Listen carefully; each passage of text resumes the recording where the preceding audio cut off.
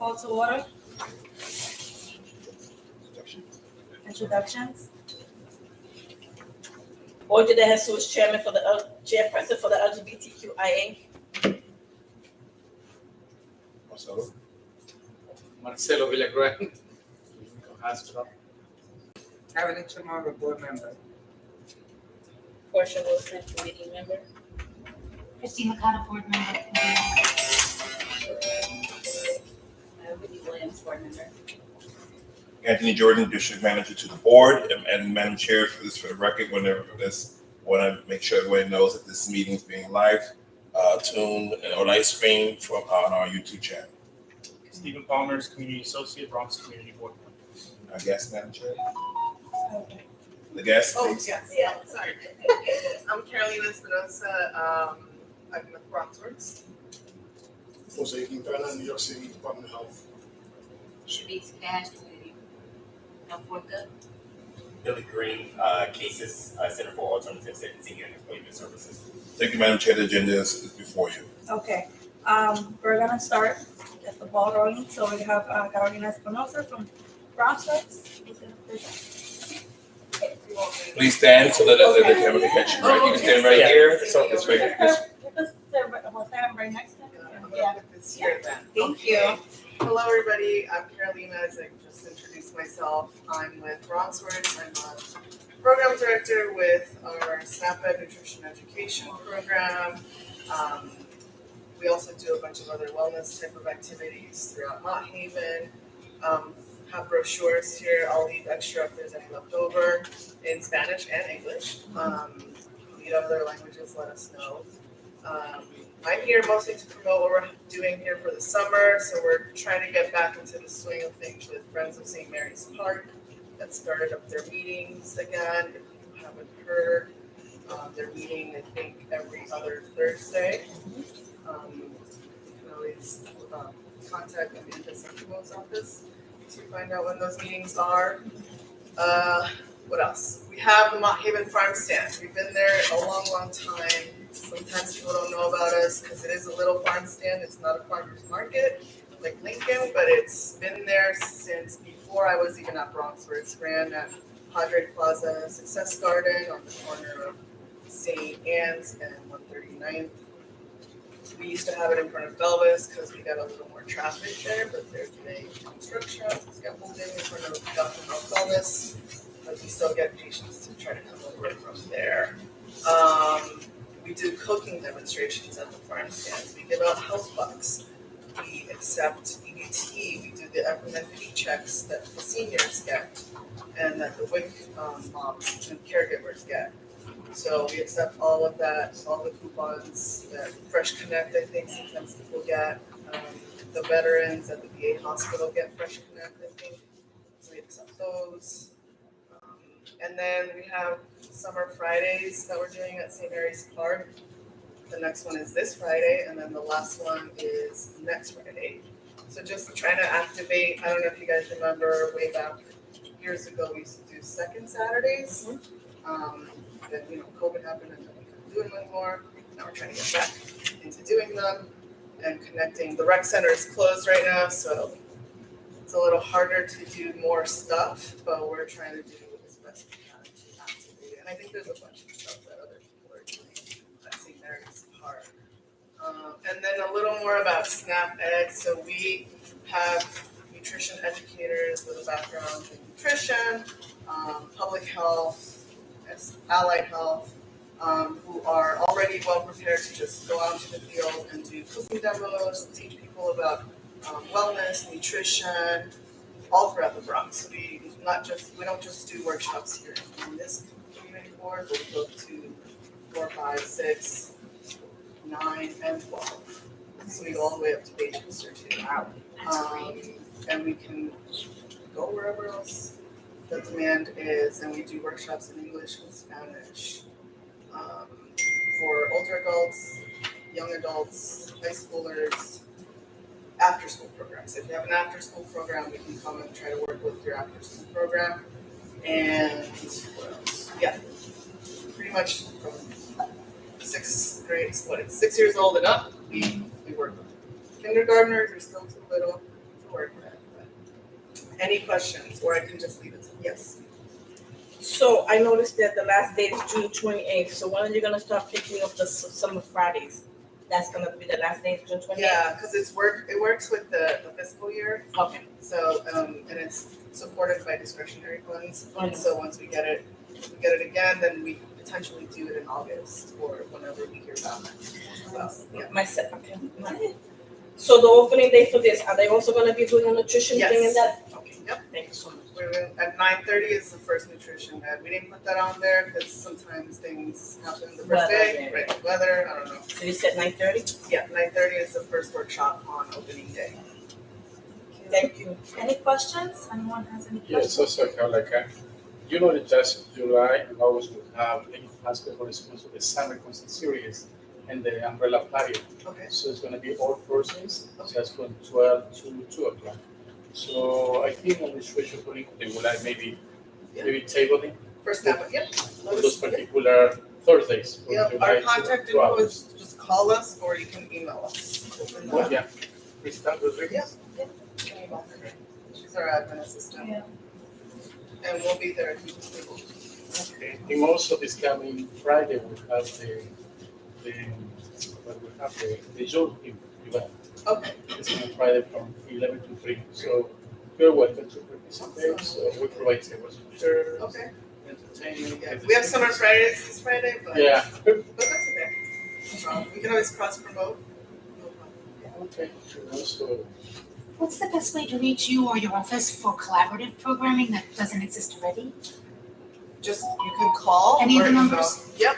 Any of Or these? you can even go on the Bronx. You can Google SnapEd Bronx Works, and we should come up if you lose the brochure, or if not, Marilyn. She knows where I am. Yep, no problem. Thank you. Thank you so Thank you, much. Madam Chair. if I may. Yes, yes. So as you know, this board, we are unfortunately the most food insecure communities in any other congressional district. We're still operating on this, unfortunately, in the 4 congressional districts. So the importance of emergency food programs and assistance is important. Thanks to the chairperson, we are working very closely with Bronx Works on some eligibility assistance programs like, this is important information, like folks who are rental arrears, folks who have food insecurity and need access to SNAP, folks that need access to other social programs. So this is an important opportunity working together with John Reed and his team to ensure that this board is an active, progressive resource to the community to ensure that folks take as much advantage of this type of program as possible. It is still unfortunate that we don't have enough people who may be eligible for food stamps to even apply. So if anyone that you know or that out in the community, use your neighbor, your friend, or someone you meet, please make sure they know that having access or applying for at least SNAP benefits or important. Or anybody you know who is who have food insecurity, we have a food distribution program here, and then also we have access to so many food pantries and soup kitchens. In addition, for anyone who's facing housing insecurity, to get assistance for folks to be able to get access to getting one-shot deals and other benefits. All here at the community board is usually very active on Wednesdays from 9 to 5, but then this is an additional resource. We have flyers available, or reach out to Stephen or myself to make sure that take advantage of these programs, because again, not enough people who are eligible, because they think because you work or you've been convicted of this, or maybe just getting home from that you don't have access to be able even to apply. Like we need you to apply. So this you guys are, as board members, also are ambassadors of ensuring that folks take access into this. So I want to thank the chair and thank Bronx Works for coming out Yeah, again. and just one more thing, I know sometimes I used to work at the VA hospital. If you know any veterans, they don't have to be part of the VA hospital, but if you know any veterans and they're eligible for $50, kind of like the FMNP checks, they can get $50 in Fresh Connect checks to use at farmers markets, farm stands. They just have to, I have a flyer I can share, I didn't bring it, but they can pick that up at the VA hospital. That's where the pickup site is. Yeah. And they don't have to be a patient there, because I know they have to be connected service discharge thing to be part of the year. That's it. Thank you.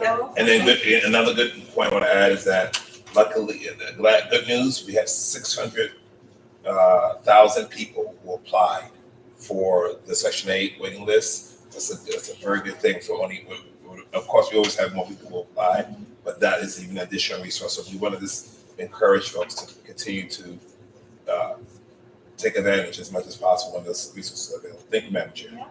And, yes.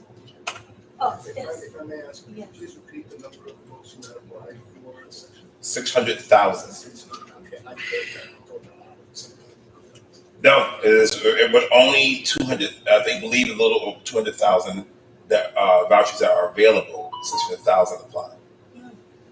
So that this enormously talks about how, unfortunately, we're seeing now a lot of the developments happening in the community that rightfully so is for higher incomes in our district, but how much people who are still just trying to basically paying more than half their salary into rents. And then we just recently learned that the Rent Guidelines Board approved an additional increase for those who did 1 or 2 year renewals. And so rent is too high. I'm just going to say it the clean way, and then how much people need to have access to assistance if they qualify. And the board helped with that too, to help people to apply for those who felt that they were eligible or just to apply for that Section 8 vouchers. And so we talk often to the Department of Health, to your colleagues in the borough's office, and so on about all that resource. So I won't prolong this, but again, I'm just a fan of making sure that people have access to benefits, or at least learning what you may be eligible for. Yeah. Thank you, Chair. Thank you. Next person, we have Billy Green, Senior Director for Cases. Welcome. Thank you. Hello all. I'm just going to pull up some notes that I have from PowerPoint. All right, so thank you guys for having me today. As stated, my name is Billy Green. I'm the Senior Director of Clinic Programs with CASES. So CASES is actually an acronym. It stands for Center for Alternative Sentencing and Employment Services. So CASES is a social service provider that sort of works with individuals that are in the surrounding communities. We're actually in almost 5 boroughs. Right now we have major impact in 4, but we do have service like all 5 areas. We have 5 different pillars that we sort of work with. So we work with our education and career enrichment services. So that is more geared towards youth. We also have a pretrial services division. We have a clinic division, and then we have a behavioral health mobile treatment team. And then lastly, we have a community supervision and care management division. The division that I actually oversee is the clinic programs. We have one office in the Bronx office. We have one office in the Bronx, which is at 424 147th Street. So it's right there by the hub. In that office, we provide pretrial services. We also provide an ACT team. So we have an ACT team there. We have a young adult ACT team. And then we have a mental health clinic. Today, I'm here to sort of talk about the clinic services that are sort of delivered there. And we basically have been established since 2022. So towards the end of 2022, we started servicing individuals that live in the Bronx community. The reason that we sort of started services there is because we have a significant amount of individuals that are in our pretrial division. And a lot of those individuals do suffer from mental health and challenging needs. And so we wanted to be able to sort of be able to provide an extension of those services, not only to the community, but to the people that we were already servicing. And so in the PowerPoint, you will see some statistics about individuals or Bronx residents that we serve. So over the past year, we served over 2,000 Bronx residents, right? And I will say about almost 330 of them were receiving mental health services at our outpatient clinic. We also have a diversion program where we've served over 1,000 individuals, approximately around 1,180 individuals. We have served also over 300 individuals in our young adult and youth programs. And then we have 142 individuals that are living with a serious mental illness and that are associated with our behavioral health mobile treatment teams, which is ACT or IMT. IMT actually stands for Intensive Mobile Treatment, which is a step up from ACT. So it does get even more severe. What's important, and the reason that I'm here today is sort of to let you understand what we're doing with our clinic. So our clinic right now is governed by the Office of Mental Health. But if anyone is familiar within the healthcare industry, just mental health treatment services is not enough for the individuals that we're servicing. What these individuals from studies shown is that we need to service the person as a whole, holistically, and be able to give all of their services within one roof. So that means mental health needs, that means substance use needs, and primary care if applicable. And so what we're trying to sort of move towards is the CCBHC model, which stands for Certified Community Behavioral Health Clinic. And so cases have operated one certified community behavioral health clinic in the past, and what we're trying to do is sort of continue that model as it is a big push through the federal landscape.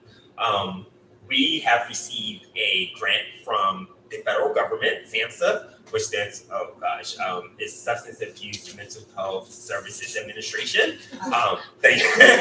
So with that, we received a grant over the course of 3 years for the amount of $3 million. And so we're looking to sort of continue to expand our services.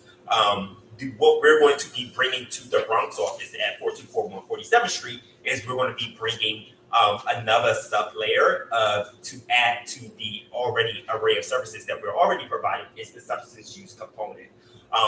What we're looking to do is to be able to service our individuals that we're already servicing. We're not looking to bring new people to the community.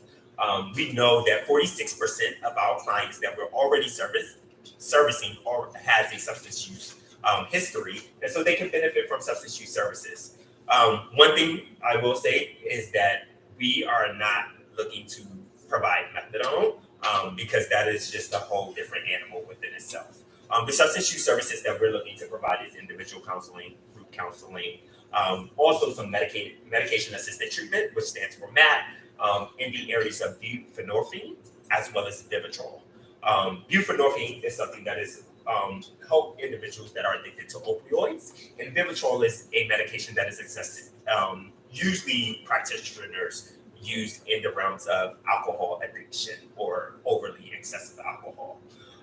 So in a nutshell, I just wanted to sort of bring this to the attention of the community, just let you know that what we're trying to do is also, our clinic is also new. Just we're actually going to be having a open house, and I'll make sure that I share that with the community associate as well as the district manager. You guys will probably be receiving some invites. I believe it's around July 18th, where we'll have a ribbon cutting ceremony with some individuals, some elected officials, etc. That will be sort of like having our grand opening, although we've been open since 2022. So that's really it in a nutshell, what I wanted to present. And but is there any questions? How many, you said that you don't expect to be bringing more people into the community necessarily, but $1 million over, or $3 million over 3 years, shows you do expect to service more people. So the way that money is sort of, I guess you could say divvied up, is it's really divvied up against staff members that we're lacking. So for example, we're lacking a medical director, we're lacking substance use specialists, we're lacking case managers and peer specialists. So most of the money, it's only $1 million a year. When you look at it, that's stretched across 3 years, and $1 million a year doesn't really get you very far. When you think about indirect costs and you think about other added things, yes. So it really doesn't go really far with that sort of, with that award. Or So do you take any of the, are they considered clients, right? Absolutely. Do you take them on field trips, some of the clients? So great question. We actually have one of the coordinated specialty care services that we have. We have an on-track, I'm sorry, we have an on-track program. That program does take clients on field trips. They went to, what is it, Raise Up? Rise Up. They went to Rise Up. Yeah. They went there recently. I've been trying. I know that the Hip Hop Museum closed recently. I was trying to get them to go there. I know that our youth and young adult, they go to games. Okay. They go camping. And young adult act, they do. I know sometimes they do things like as pizzas. They've also had this pottery thing. So we try to do things. It depends on what funding really allows. Sometimes we get pushback, sometimes we don't, but we try to get them engaged in the community as much as possible. And we also promote our other organizations within the community, i.e. Fountain House, which is a clubhouse. One last question. Absolutely. How big is the space at that facility? I think it's about 10,000 square feet. Nice, okay, okay, thank you. Ma'am, Yes. so I see your biggest population at this Bronx residence. The services age range of 25 to 34. What are and your programs out here? I'm sure towards the largest group of population. What has been the success rate? First of all, let's talk about how long has this site been in existence? So the Bronx office, I want to say the Bronx office has been in existence at least, pre-trial has always been there. And I've been with cases since 2018. And so we've always had the pre-trial office there. We just recently opened up to behavioral health services at the end of 2022. And so that's a success rate. How many people have come back for a second time, or do you take them back if they unfortunately got involved in the criminal justice system again? So unfortunately, I don't work within the pretrial division or the court operations. So recidivism is usually tracked by that division. So I honestly, I can't even provide an answer surrounding around recidivism. However, I know that our court team does track that information because we have a heavy presence in arraignments. 65% of it being Black. Did you break it down with the percentage of why when you talk about percentages of people who come there, do you track down why they come? Is it because of drugs? Is it because of alcoholism? Is it because of mental health? Is it break this down a little bit more deep in the woods? If not, you can provide it so that, because we look at this, the organizations are in the community, some of them are duplicated, and I'm just trying to get a clear understanding of programs like this are important, but why do they exist? Is it something that we should be doing for the age range you're talking about that you're reaching out to? So maybe we need to bump it down to 9 to 16. I know maybe I'm exaggerating, but I just wanted to get a clearer understanding of the statistics and the data. Absolutely. So our pretrial division only works with individuals that are 18 or not, right? And so a lot of the work with youth and young adult, we try to do prevention programs. And so we have things such as ACEs, we have JAG, we have Choices, we have MAP, we have PEAK. So we try to do, when it comes to the young adult population and anyone that's under 18, we try to put in as many prevention programs as we can because we don't have any ATI, which stands for Alternative to Incarceration. We do have alternative to detention. So we do have individuals that may be in the criminal justice system and may be in our ROAR program. But individuals that are actually coming to our behavioral health services are typically individuals that are already in the community and that are referred to us through a single point of access, which is through the city or coming through the criminal justice system. One thing I can say about Cases is that Cases is one of the only providers that sort of deliver behavioral health services and work with individuals from the criminal justice system. The division that I oversee, which is the clinic programs division, I will say we are one of the only 2 clinics in New York City that actually works with this population. So when you think about individuals that are sort of being rejected from other organizations and agencies because maybe of a violent offense or because of a sexual offense or something of that nature, they're not getting the services and the things that they need because they're being sort of, I guess you could say, blocked from services. They're being profiled, they're being stigmatized. So we found it valuable to make sure that we sort of open up our doors as we are working with individuals that are impacted by the criminal justice system, whether it's they're in arraignment, whether they were recently incarcerated through detention, or whether they are sort of coming home from a long bid, such as doing like 5 or 10 years in the penitentiary, et cetera. So that's, I mean, is that the sort of the information that you're Right, looking for? and so I'm trying to break it down, like what are the issues amongst the population that you serve? And I guess what are some of my last question is, what are some of the preventive, before they get into the referred to as by the criminal justice system, what are some of the preventive measures, or if there are other preventive measures or programming that you may have that's not here at the site? You said the site specifically is for the introduced by the criminal justice system. Are they preventive? No, cases as a whole is Right. Yeah. So is there some kind of group that you work with, or in the future thinking about doing preventive, like in schools, nature developments, wherever you think the population may be coming from Absolutely. that have these issues? So totally understand your question. I will say that is with in our communities is with the police athletic leagues. So we have a subcontract with the police athletic leagues known as POWs, where we sort of work with them and try to do services directly in the community so that the young people don't have to leave the community. We want to get them to understand what stress is, what does it look like, how do you get help, where can you go for help, and providing those services right in the community center. I can speak only from like the mental health treatment perspective. And I know when it comes to programming such as mentoring, such as jobs and other things, my colleague who oversees that division, they sort of are in front of it as much as possible. I will say, due to some of the cuts that have been set forth through through the mayor and et cetera, we've been impacted by a great deal because a lot of the youth programming has been cut, especially through probation. So, for example, we had a program called Impact that was recently cut. We also had another program that was called ACES that was directly in the community for youth and young adults. Luckily enough, we found foundation money, whereas though we can continue to support that program, but definitely have been impacted in some areas. I was just going to ask, as you're expanding services, is there a firewall between the pretrial services component and the clinical services component and all the other things? All of the other things that you all are going to be taking on, so that people aren't, so that people who are coming through the system for pretrial services aren't going to have their information fed back to the court as a condition of their pretrial release or anything like that. Absolutely, great question. So when you say firewall, I want to say first of all, there is no barrier between the person seeking services. We try to promote and offer those services.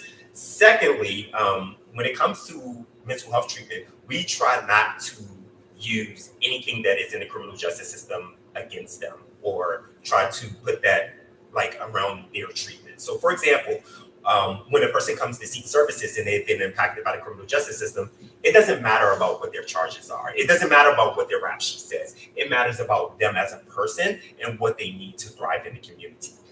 The other piece is that we take, I guess you could say, people's information very concrete and in a very confidential way. So we are looking for every inch to supply information about their mental health to whether it's the DA, to a judge, unless we have the appropriate consents in place. And we take that very seriously.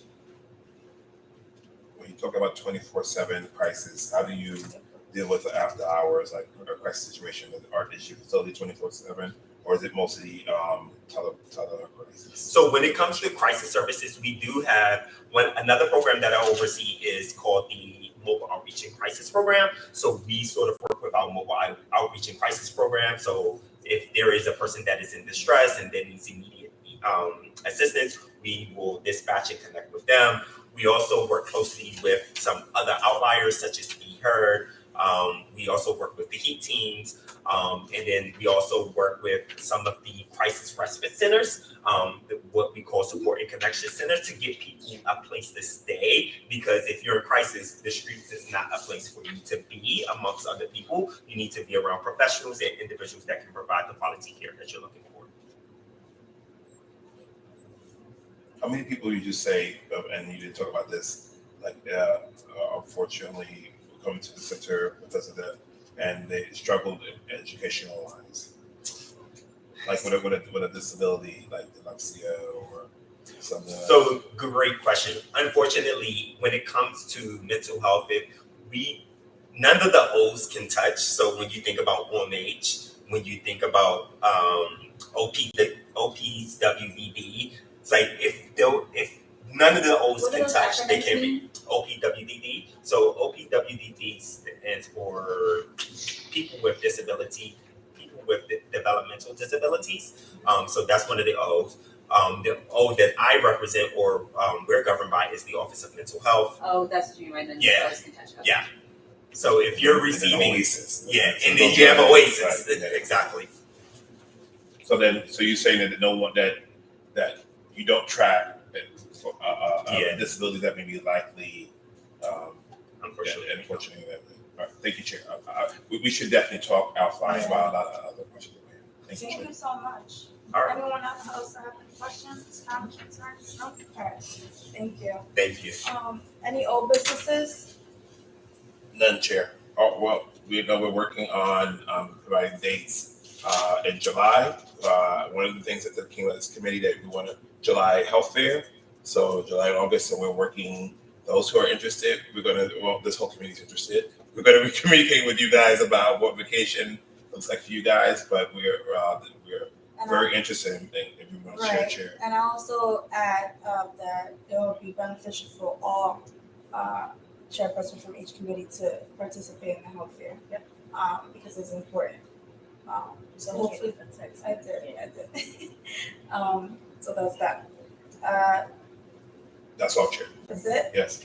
All right. Happy summer. Before you guys adjourn, happy summer. The board is in recess for meeting, but no, she hasn't adjourned the meeting yet. Right, That's yeah. what it say. But the committee board office will be active and open and working. There'll be social activities and events and stuff happening here at the board office. We'll share those social calendars for those who may be interested. We still have the food and produce distribution on Saturdays, and the board is actively participating in Pride Month events. So, so we hope this definitely have those who are interested to have some in hand to be engaged. So, thank you, Chair. Yes. Yes, like legal administration, we would like to extend an invitation for this coming Friday, the June event in Lincoln Hospital, the umbrella panel. Okay, Everybody's welcome. perfect. This meeting, Motion. to adjourn? I second to adjourn the meeting. Okay. I second what the days was. Okay, Discussion. any discussion? Happy summer. That's it. All right. Look at that, 6:49. So the meetings changed for the full board for the 20th? Yeah. So, we'll be on the 20th.